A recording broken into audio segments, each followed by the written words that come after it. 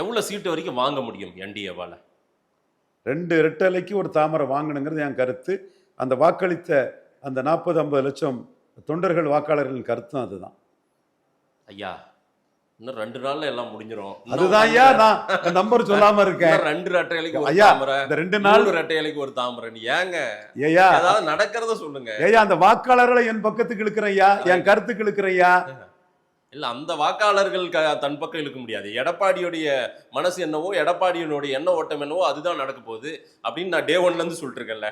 நம்பர்ல உங்கள்கிட்ட டிஸ்பியூட் பண்ணலையா ஐயா?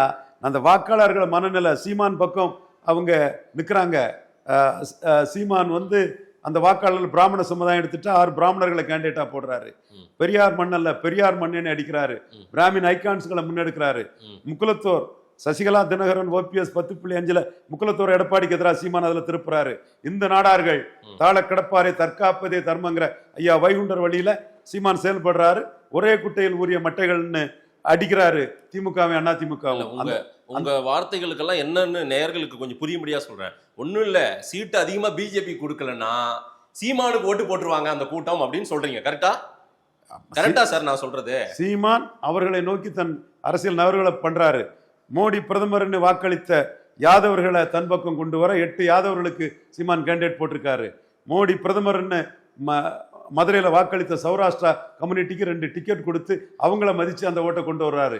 ஸோ அந்த ஓட்டு சீமானுக்கு தம்பி அண்ணாமலைய லீடரா நினைச்சு விழுந்த ஓட்டு, ஒரே குட்டையில் ஊறிய மட்டைகள்னு எடப்பாடி அண்ணனுக்கு போகுமா?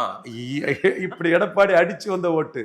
அந்த ஓட்டை குறி வச்சு சீமான் போகும்போது அந்த ஓட்டெல்லாம் எனக்கு வராது, நான் வந்து அவங்களுக்கு ஒரு 27 சீட்டு தான் கொடுப்பேன், 35 சீட்டு தான் கொடுப்பேன்னு குறைச்சி கொடுத்தாருன்னா அந்த கொடுத்த சீட்டுக்கு தக்கன ஒரு 3-4 விழுக்காடு வரும். மீதி விழுக்காடு சீமானை நோக்கி இவர் தாயா திமுக அண்ணா திமுக அடிச்சு பெரியார் மண்ணல்ல பெரியாரே மண்ணுன்னு நிற்கிறாருன்னு, இலவசங்களை எழுத்து நிற்கிறாருன்னு சீமானுக்கு போகும். அதை தானே சார் நான் முன்னையே சொல்லிட்டேன். நீ புரிஞ்சுக்கிட்டல்ல?